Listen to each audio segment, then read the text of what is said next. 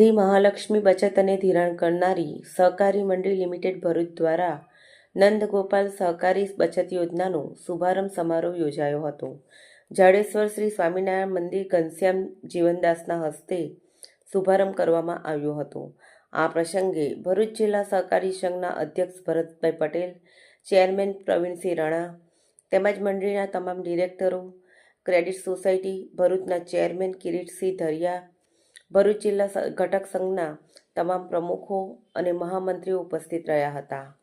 આ કાર્યક્રમની દીપ પ્રાગટ્યથી શરૂઆત કરવામાં આવી હતી.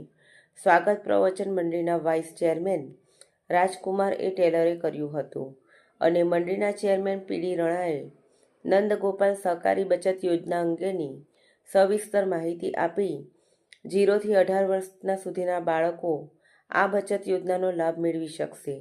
આ અવસરે રમણભાઈ પટેલ અને હિરેનભાઈ દહેનિયા ઉપસ્થિત રહ્યા હતા.